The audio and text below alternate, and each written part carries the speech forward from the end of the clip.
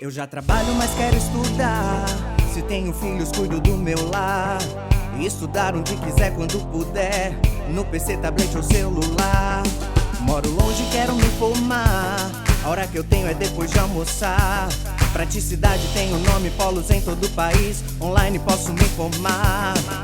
EAD, Unicesumar tem qualidade de ensino pra você criar. EAD, Unicesumar, você escolhe a hora que quer estudar. EAD, Unicesumar em cada canto do Brasil, porque melhor não há.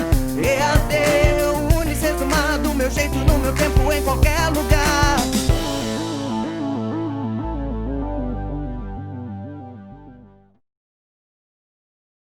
Olá, alunos, sejam bem-vindos a mais uma aula da disciplina de materiais têxteis.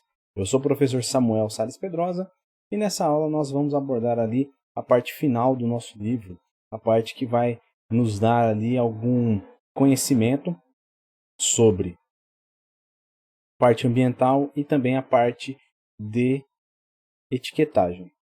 A parte de etiquetagem já adianto para vocês que nós veremos totalmente dentro da nossa live no dia da aula, tá bom? Então vamos lá.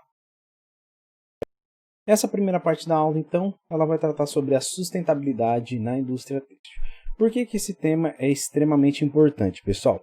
Esse tema se faz muito importante porque a indústria têxtil, ela é uma das indústrias que mais polui no mundo. É uma das indústrias das quais nós temos recordes aí de utilização de água e também nós temos um recorde negativo também de poluição.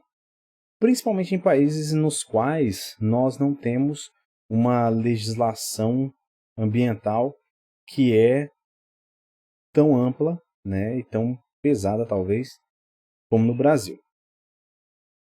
Por exemplo, eu tive uma experiência pessoal na qual eu desenvolvi uma produção na China. E quando eu fui visitar uma das fábricas, né, durante o tour lá naquele país, o que aconteceu? Eu cheguei lá numa fábrica, a fábrica tinha uma usina do lado dela. Provavelmente era uma usina para tocar diversas fábricas no entorno ali também, né? Porque não tinha uma fábrica só no entorno. Então tinha uma usina, sabe aquelas usinas que a gente olha num filme, olha num desenho lá que tem aquele cone, uma usina que todo mundo pensa, é nuclear, não sei o quê. É uma usina que utiliza, né, a parte térmica para geração de energia, né? E o que aconteceu? Do lado assim dessas fábricas, em específico do lado dessa fábrica, tinha uma pontezinha na qual a gente tinha que atravessar essa ponte e debaixo dessa ponte obviamente tinha um rio, mas esse rio estava completamente morto. Ele estava assim, um rio que estava com muita sujidade. Ele estava com uma cor que não conseguia nem definir se era um verde muito escuro ou um azul muito escuro. Era um cinza assim, parecia como se tivesse derramado óleo queimado naquele corpo d'água. E assim, é chocante porque essa é uma realidade, por mais que a gente tenha casos no Brasil de rios que são sujos, etc., nada se compara àquilo. Tá? Como eu sou do interiorzão do Brasil, eu sempre tive contato com natureza, água, etc., e sempre foi aqueles corpos d'água que são, né, maravilhosos. A primeira vez que eu fui para a cidade de São Paulo e vi ali o Rio Tietê e tal, eu fiquei chocado. Mas quando eu fui lá para esses outros países, aí, no caso específico ali da China, era uma coisa assim que era absurda. Não era uma coisa assim normal. Não era possível ter vida naquele corpo d'água. E isso é uma coisa que é comum em países que não têm uma legislação que protejam a parte ambiental.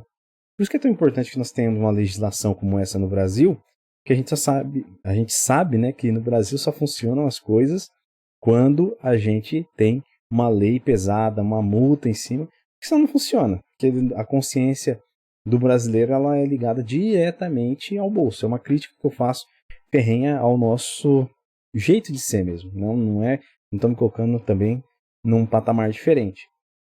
A gente, sei lá, vai dirigir, coloca o cinto, não é somente pela segurança. A gente sabe que a gente coloca o cinto ali também para não ter problema com relação à ordem financeira. Então, nesses países asiáticos, com uma coisa mais branda nesse ponto, porque eles querem ser a fábrica do mundo, nós temos esse tipo de situação que acontece e não é rara, tá? Após esse início aí, pessoal, então a gente vai pensar em algumas formas nas quais o mundo da moda, o desenvolvedor de moda, o designer de moda, ele vai poder contribuir para que esse impacto ambiental ele seja menor. Tá? A primeira coisa que nós temos aqui é o investimento em matérias-primas que são mais sustentáveis. Na última aula a gente conversou um pouquinho lá sobre impressão 3D, né? Mostramos alguns exemplos e temos ali algumas situações mais sustentáveis para serem utilizadas. Mas não são as únicas. A gente tem também em formato de tecido algumas outras matérias-primas que podem ser utilizadas de forma mais sustentável. A primeira delas, pessoal, que a gente pode ter conhecimento aí, é o algodão orgânico. O algodão orgânico ele já é produzido em larga escala, principalmente no Nordeste brasileiro, ali na parte da Bahia, que tem uma insolação muito boa, um solo muito bom, nós temos pouca suscetibilidade de pragas naquela região. Por exemplo, na cidade que eu morava, aqui, que é próximo a Maringá, nós temos uns 180 quilômetros de distância, era um polo de produção de algodão, isso nos anos 80. Só que aqui tem diversos problemas para o algodão. Por quê? A nossa terra, aqui, o nosso solo, ele é muito rico em minerais que estão ali na terra. É um solo, tudo que você quiser plantar vai dar. Mas, em contrapartida, ele tem também, assim como a rocha-mãe, que é predominante aqui, ela é avermelhada e nosso solo é argiloso.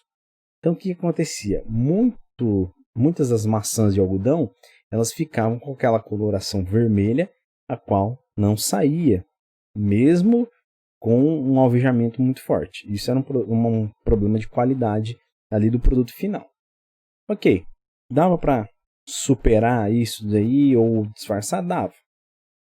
Beleza. Mas, depois de um tempo, como essa região aqui, nossa, ela é úmida, né? Ela é uma região considerada úmida, nós tivemos um problema com pragas que uma delas era o bicudo, que começou a atacar as plantações de algodão e inviabilizaram, porque não tinha um agrotóxico a ser passado na lavoura naquela época que matasse o bicudo e não matasse as pessoas. Então não tinha tecnologia naquela época para isso. Então abandonou-se aí a questão do plantio de algodão, migraram para outros plantios aqui, né, na região. A gente tem muito plantio de soja, etc. E o pessoal que tinha o know-how de como fazer o algodão ser plantado, né, funcionar as lavouras de algodão, migrou ali para o Mato Grosso e para a Bahia. Tá? E ali eles começaram a plantar bastante e tal. Dentre essas plantações aí, né, das experiências, começaram a pensar assim, vamos plantar um algodão que seja mais rústico, que use menos agrotóxico. Mas a produção é menor. Mas você consegue direcionar ele para um público diferente também. E aí começou a se plantar esse algodão orgânico, que ele tem o problema da coloração, que é um defeito no algodão branquinho lá, normal, mas ele é aceitável por algodão orgânico. Uma outra coisa que acontece no algodão orgânico, ele não tem uma maçã com um fio muito longo. Então você vai ter que fazer fios que são mais grossos, né? A fibra não é muito longa, então você tem que montar fios que são mais grossos. Beleza, é entendível aí. Hoje em dia a gente tem camisetas que são feitas de algodão orgânico, que são... você toca nessa e nem vê uma diferença de gramatura muito grande. Beleza. E com isso, ali, né, teve esse desenvolvimento. Muito mais ali na parte da Bahia e também outros estados do Nordeste.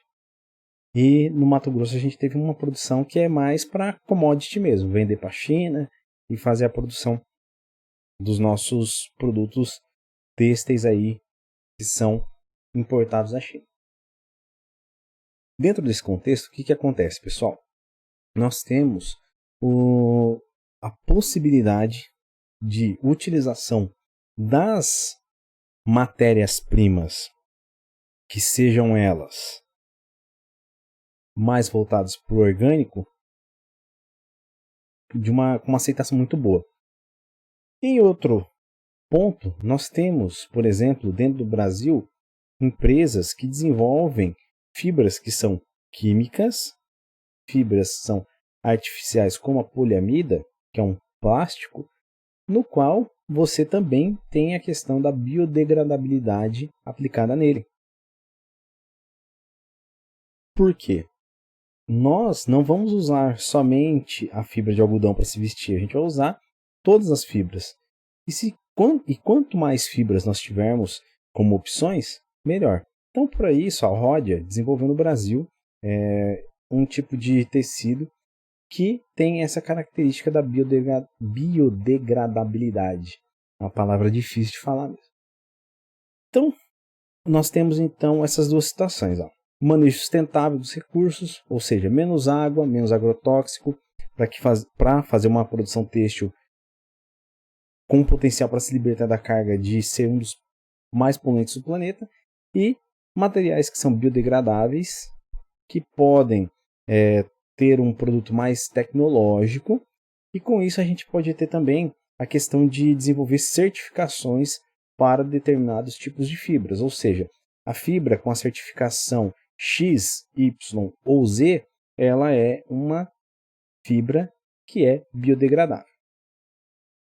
Dentro desse contexto, então, a Rhodia criou o Amni Sou Eco, o qual vocês acompanharão neste vídeo a partir desse momento. A palavra cadeia vem do latim e significa continuidade. Pensando nisso, a Rhodia, empresa do Grupo Solvay e pioneira no desenvolvimento da indústria têxtil, direciona sua cadeia de inovação para criar soluções sustentáveis ao planeta. Nossos pesquisadores no Brasil e no mundo inteiro trabalham para criar produtos capazes de proporcionar melhor qualidade de vida às pessoas. E foi assim, pensando em cuidar do meio ambiente, que a Rhodia criou o Amni Sou Eco, o primeiro fio de poliamida biodegradável do mundo. Aprimorado em sua formulação, permitindo que roupas feitas a partir dele sejam biodegradáveis e ainda tenham todos os benefícios da poliamida, como toque macio, conforto, absorção de umidade, easy care e fácil lavagem. Depois de usarmos bastante uma roupa e por algum motivo ela já não nos serve mais, costumamos doar a alguém próximo e só depois a descartamos. É aí que o Amni Sou Eco entra em ação. Este fio permite que as roupas se decomponham rapidamente em contato com um aterro sanitário. Anualmente, milhões de roupas são descartadas, sendo um problema crítico à natureza. E a partir de um descarte correto, as peças feitas com este fio se decompõem facilmente, diminuindo o impacto ambiental, trazendo aos aterros uma melhor rotatividade e aproveitamento dos resíduos, e à natureza o desenvolvimento de terrenos verdes. Além disso, todo o processo de fabricação do Amni Sou Eco é sustentável. Amni Sou Eco não é só um fio biodegradável, é o comprometimento com as gerações futuras, tornando as roupas amigas do meio ambiente. E é assim que a cadeia de sustentabilidade continua dentro e fora da Ródia.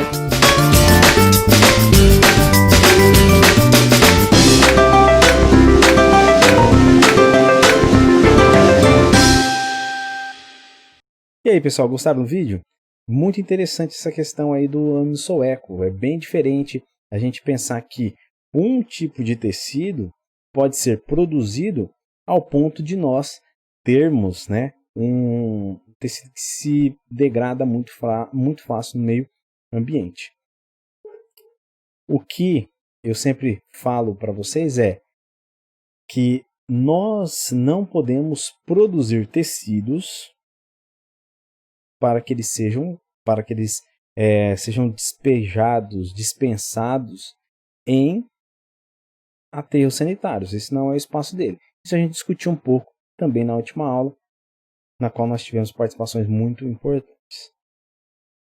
Pessoal, outra coisa que é muito interessante aí é com relação ao uso eficiente da água. Nós temos uma participação da água muito grande nos nossos produtos têxteis. Por quê? Nós temos diversas lavagens, nós temos diversos tratamentos que são aplicados nos nossos tecidos. Temos também a participação aí da água no plantio, né, das nossas fibras. Então, nós temos que ter um uso eficiente da água. Isso daí, pessoal, que está na imagem na tela de vocês, são lagoas de tratamento de efluentes. Então, o que aconteceu aí?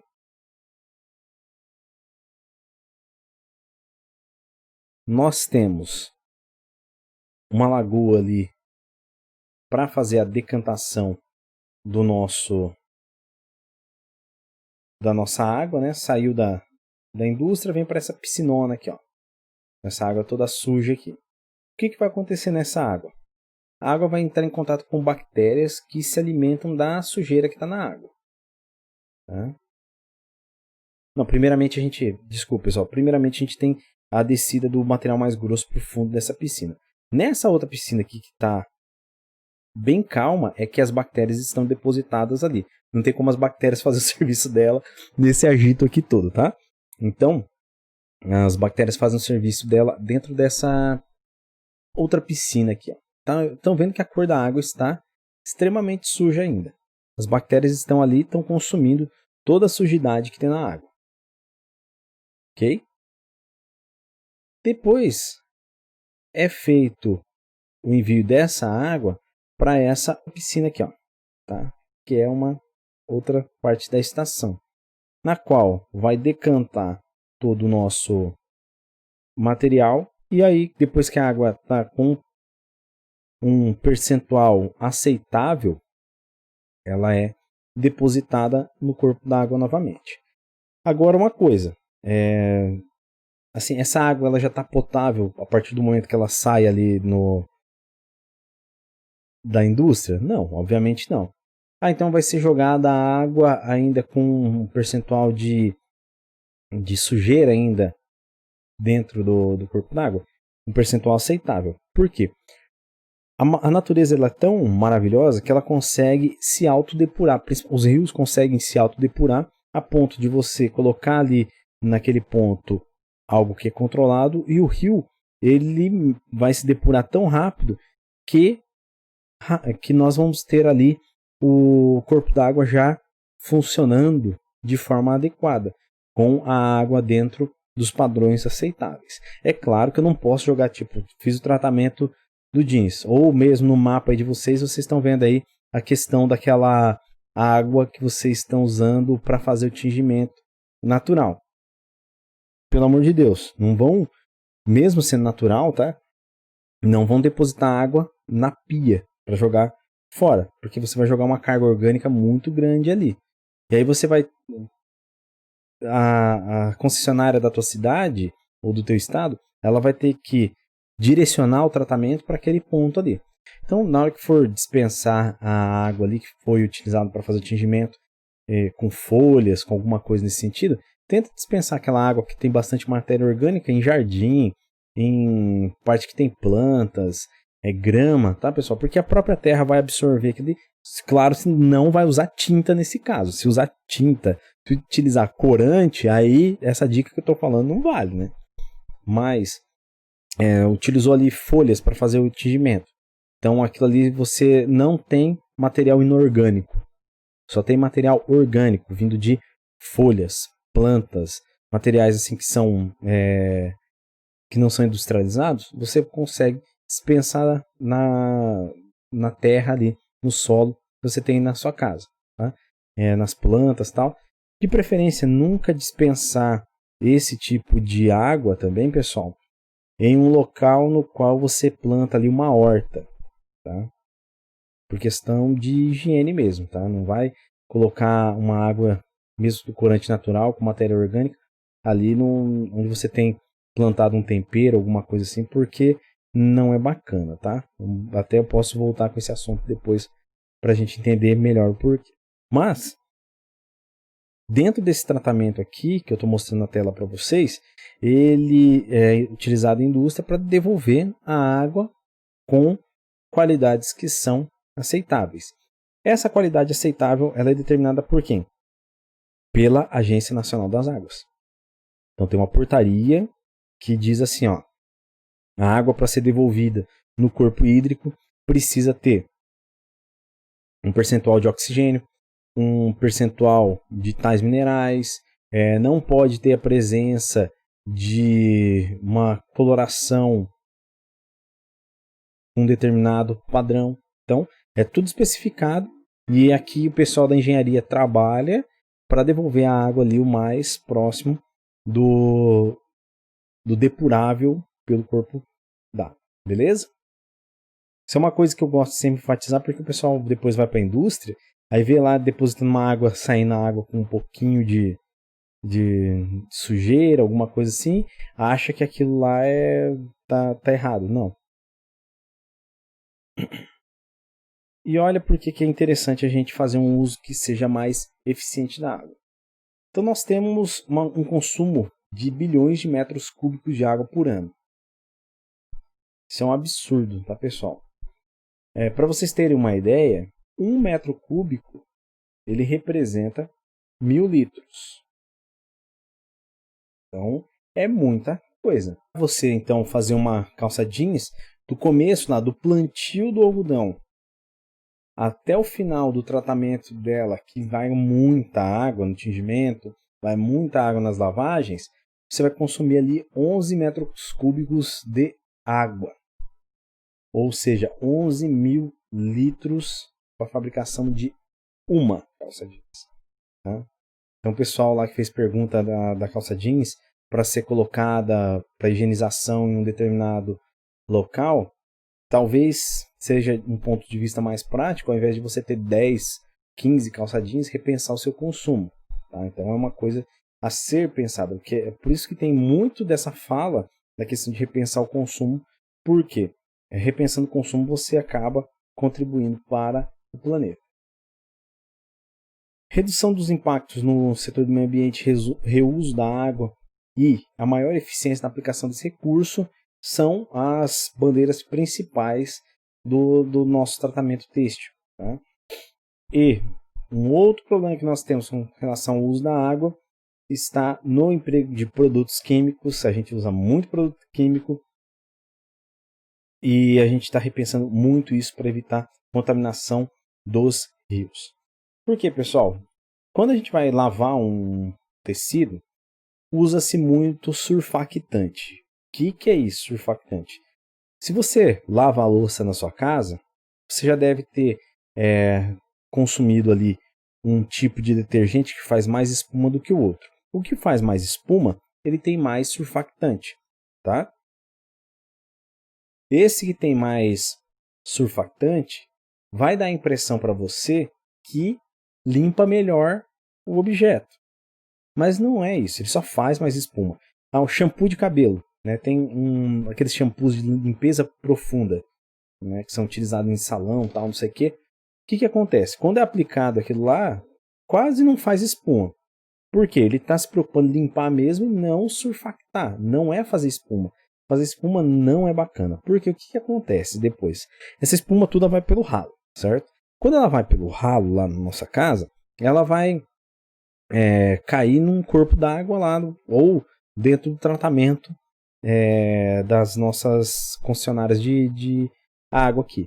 Vai ficar aquele produto lá tendo que ser espumado até um ponto que a gente consiga retirar ele.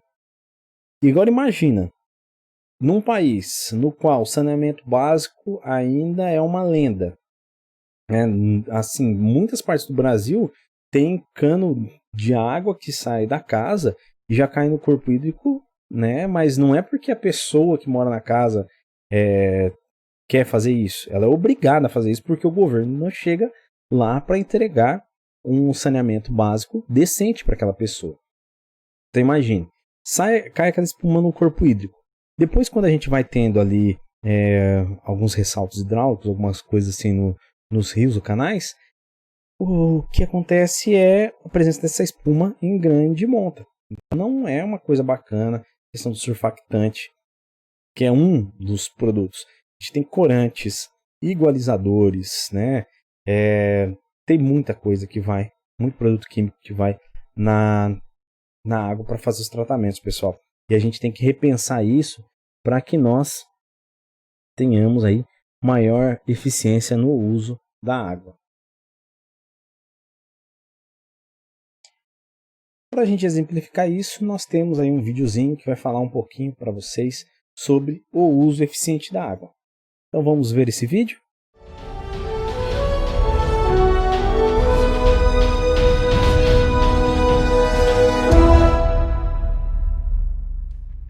Estamos tentando desenvolver novos materiais, como os fotocatalisadores, né, para limpeza de rios, de efluentes, principalmente da indústria têxtil. Irá favorecer, né, a indústria ao mundo, assim, pois esses resíduos produzidos pelas indústrias têxteis, né, poluem o rio, principalmente, e esse novo material que estamos desenvolvendo irá degradar esses corantes produzidos pela indústria têxtil, principalmente. A satisfação de estar contribuindo, né, para o desenvolvimento tecnológico, em especial está contribuindo para a vida do mundo, da sociedade. Eu sou Laurênia Martins Pereira Garcia, aluna do programa de pós-graduação em Ciência e Engenharia de Materiais. Outras informações é só acessar o site da Pró-Reitoria de Pós-Graduação.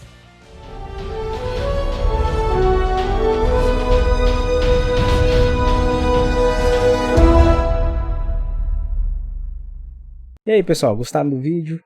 Sempre legal a gente ter mais informações aí dentro do nosso contexto de aula. Bacana, né? Agora, pessoal, a gente vai ver um pouquinho da adequação da força de trabalho. Por que isso é importante, pessoal? A adequação da força de trabalho, nós temos que buscar, primeiro, respeitar aquele trabalhador sem colocá-lo em uma sobrecarga de trabalho. Por quê? Nós precisamos de um trabalhador ali que goste de estar inserido naquele ambiente, porque isso, o meio ambiente, pessoal, ele está ligado diretamente com as questões sociais também. Bom? Lembra que eu tinha dito a vocês sobre a fábrica lá na China, com bastante poluição, etc. Acontecia lá também, pessoal, coisas assim que são muito diferentes, para não usar outras palavras, do que a gente está acostumado aqui no Brasil. Tá? Pessoas ali que trabalhavam sem proteção individual, né, sem equipamento de proteção individual, sem uma adequação do trabalho de forma assim que é mais humana, como a gente tem aqui. Então, são coisas assim que existem e precisam ser superadas. E o que a gente pode fazer com isso? A gente tem dentro do nosso setor a busca de produtos que devem impactar. Hoje, não é bem esse exemplo que eu vou dar agora para vocês. Mas nos anos 90 e nos anos 2000 ali, na primeira década dos anos 2000, ele tinha muita influência do quê? Das novelas. Tinha novela lá, aparecia a dona com uma roupa X lá, no outro dia aquilo estava bombando nas lojas. No outro dia não, né? Uma semana, na virada de quinzena, aparecia aquela roupa de monte lá nas fábricas. Isso é o fast fashion, né? Agora com digital influencer, essas coisas assim, acredito que esteja pior ainda, né? Ou o mercado é trazido de uma forma diferente, já traz ali, apresenta, né? O digital influencer ele já apresenta aquela peça, ela já foi produzida, né? E aí vai ser divulgado para 1 bilhão de seguidores. Então, essa questão do fast fashion, ele impacta demais dentro das indústrias e também dentro do nosso trabalho. Por quê? As pessoas vão ser ali, vão ter que cumprir metas absurdas. O impacto que vai ter com relação à parte de natureza para atingir aquela produção necessária para atender a necessidade do meu público vai ter que ser feita em uma semana. Então, com isso, muitas medições deixam de ser feitas, né? Muitos cuidados deixam de ser tomados. Então, espero que nós tenhamos aí um fashion que seja mais inteligente do que somente rápido. E temos também uma outra opção aí que nós, enquanto profissionais da área têxtil e de confecção e de moda, precisamos tomar cuidado e visualizar de uma forma muito positiva, que é reciclagem de resíduos. Dentro desse contexto, na live eu falei sobre desfibração de tecidos, ou seja, é moer o tecido e fazer ele fio de novo. Agora a gente tem esse Zero Waste Fashion, que é você fazer reutilização e reciclagem de têxteis. Como que funciona isso daqui, pessoal? Basicamente é o seguinte, quando a gente vai para um corte de peças, se a blusa ela vai ser cortada em viés, você tem um tecido, por exemplo, de 1,40 m. Aí você vai, dependendo do tamanho, você não consegue, colocando no viés, ocupar as duas partes da blusa naquele espaço, naquela largura do tecido. Você tem que mover de uma forma na qual vai dar maior desperdício. Por quê? Você vai ter mais peças pequenas para compor a roupa e com isso o teu aproveitamento do tecido cai muito. Quando você vai lá para o Audaces, quando você vai para algum desses tipos de software aí, quando manda para o corte, ele já te dá um aproveitamento que está tendo do tecido ali. Seja de 60% que é muito ruim, até 95% que é excelente. Mas tem empresas que trabalham com esses 40% aí de aproveitamento, e só isso, e depois vira o resto do tecido em lixo. Mas tem muitas empresas e muitas iniciativas sociais que são encontradas no Brasil que utilizam desses restos de tecido para fabricação de outros materiais. E existem designers que pensam da seguinte forma, em montar peças as quais você já tem um aproveitamento maior, próximo até dos 100% do tecido, né? É uma coisa que eu brinco aqui em casa sempre. Minha filha sempre pergunta o seguinte, pai, por que no tempo de Jesus os homens usavam saia? Aí eu falo para ela, não, filha, é uma túnica, né? Porque naquele tempo, aí eu falo para ela, naquele tempo não tinha máquina de costura, que nem a vovó tem, para costurar a roupa, então a pessoa colocava um tecido por cima, um pano por cima, e aquela era a roupa dela. Então, são coisas assim que naquele tempo existia o Zero Waste já. Porque era um aproveitamento total do tecido para aquele fim.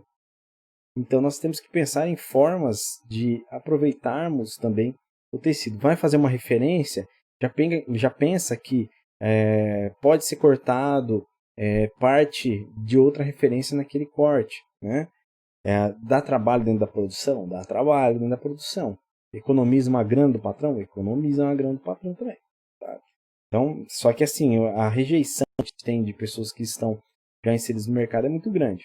Mas a gente pode trabalhar isso com muita inteligência.